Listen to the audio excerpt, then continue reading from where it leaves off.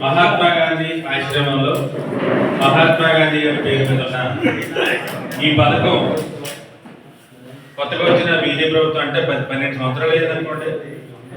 కానీ మనకి కాంగ్రెస్ ప్రభుత్వం ఇచ్చిన పథకాలను అన్నీ కూడా ఎత్తివేసి ప్రజలను ఇబ్బంది పెట్టే సూచనలతో బీజేపీ ప్రభుత్వం వెళ్తుంది. కాబట్టి దీని మీద రాష్ట్ర వ్యాప్తంగా హర్ష కుమార్ గారు చేస్తున్న ఈ యొక్క ఉద్యమానికి సంఘీభావంగా ఇక్కడ నుంచి మరలా పునరాంకితం అయ్యే విధంగా ఉపాధి హామీ పథకాన్ని నిలబెట్టుకోవాలని, ఆ విషయంలో మీకు అవగాహన కల్పించాలని హర్ష కుమార్ గారి తనయుడు పెద్ద కుమారుడు శ్రీరాజు అని సంకల్పం చేశాడు. అందుకు ఆయనకి ధన్యవాదాలు తెలియజేస్తూ, ఉపాధి హామీ పథకం అంటే గ్రామాల్లో ఉన్న మీ అందరికీ చెప్పాల్సిన అవసరం లేదు. పట్టణాల్లో ఉన్న మాకన్నా మీకే బాగా అవగాహన ఉంది. ఉపాధి హామీ పథకం వచ్చిన తర్వాత గ్రామాల్లో 2 పూట్ల భోజనం తింటున్నారు. అలాగే 5 కేజీల పథకం వచ్చిన తర్వాత ప్రతి ఇంట్లో కూడా బియ్యం అంటూ ఉంటున్నాయి. మాకు తెలిసి మా చిన్నప్పుడు మా తాతలు ఏం చెప్పారంటే నూకలు బియ్యం తినేవారంట. అసలు బియ్యం నూకలు కాకుండా బియ్యం తినడం అనేది పెద్ద గ్రేట్ అంట. అది పండగల టైంలోనే తినేవాడు అంటారు. నిజమా కదా? అటువంటిది ఈ సోనియా గాంధీ గారు, మన్మోహన్ సింగ్ గారు ఉన్న రోజుల్లో హర్ష కుమార్ గారు ఎంపీగా ఉండగా 5 కేజీలు ప్రతి మనిషికి ఇవ్వాలని ఒక సంకల్పంతో ప్రతి రేషన్ కార్డులో ఎంతమంది అయితే రేషన్ కార్డులో ఉన్నారో ప్రతి మనిషికి 5 కేజీలు సరిపోతున్న ఉద్దేశంతో ఆ విధంగా అంత్యోదయ పథకం కానీ, అన్న అంత్యోదయ పథకం కానీ, ఇలాగా 5 కేజీలు ఇచ్చే పథకం కానీ, ఇలాగా అన్ని ఫుడ్ యాక్ట్ కూడా తీసుకొచ్చి నడిపించారు.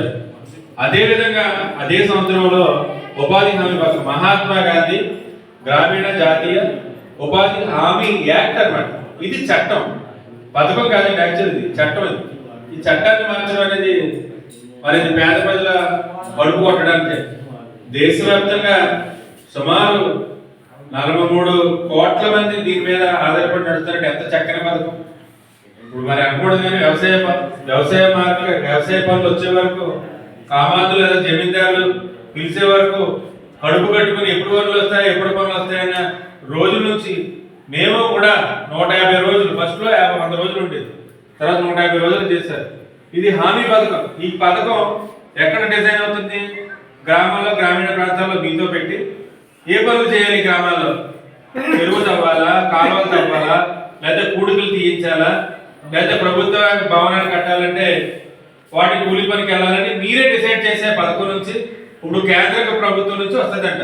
ఇదిగో ఈ పని చేయండి, పని చేస్తేనే ఇచ్చే విధంగా కూలి. ఇంతకుముందు పని చేయకపోయినా జాబ్ కార్డుల నుండి జాబ్ కార్డు తీసేసి మహాత్మా గాంధీ పేరు తీసేసి ఈ ఉపాధి హామీ పథకాన్ని ఎత్తేసి హే రామ్జీ, వివి గ్రాండ్ హే రామ్జీ అని 2 పేర్లు పెట్టారు.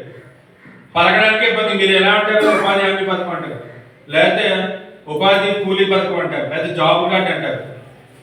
ఇలా ఇన్ని రకాలుగా వచ్చిందని మార్చడం అనేది ప్రజలు, కింద ప్రజలు ఉన్న ఆ బేస్ని, అంటే ఒక పునాది.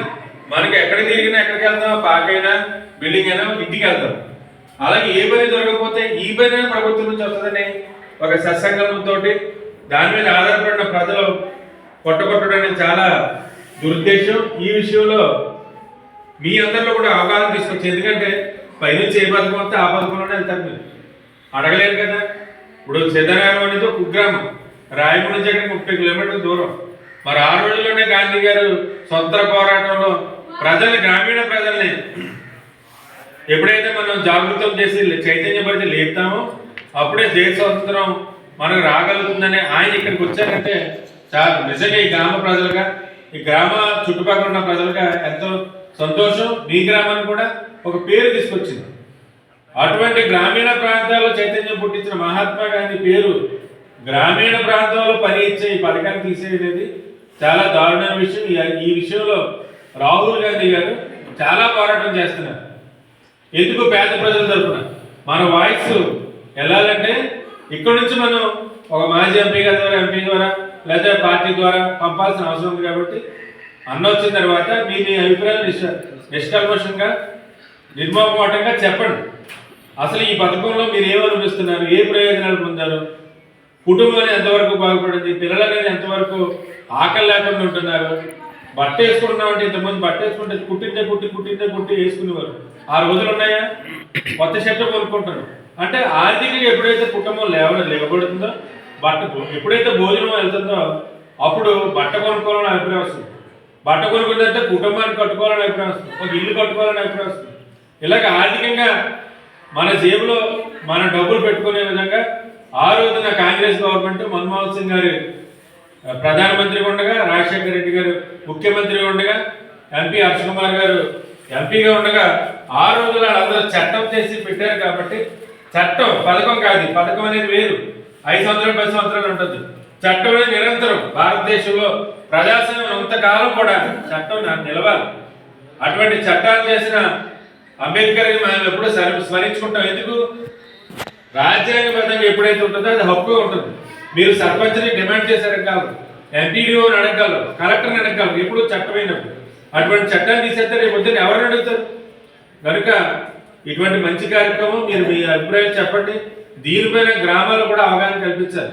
రాని వారికి కూడా మనం వినియోగపోవడం కాదు, ఎవరై చట్టం తీసేస్తున్నారంట, ఎటువంటిది మనం నిరసన తెలియజేద్దాం అనేసి మీ ఎలిమినేటర్ ఉంటాడు, లేకపోతే మీ యొక్క ఇన్స్ట్రక్టర్ ఉంటాడు, అతనికి చెప్పి నిరసన తెలియజేస్తే ఆ చట్టం అనేది ఉంచాలని ప్రభుత్వానికి ఒక సంకల్పం వస్తుంది. కాబట్టి మీరందరూ కూడా దీనిపైన అవగాహన కలిగి ఉండాలని సదుద్దేశంతో గాంధీ గారు ఎక్కడైతే నాంది పలికారో అక్కడే ఈ చట్టం మీద ఒక అవగాహన కల్పించాలని ఈ యొక్క మంచి అవగాహన కార్యక్రమం పెట్టిన పెద్దలకు అందరికీ కూడా మీ అందరికీ కూడా ధన్యవాదాలు తెలియజేస్తాను.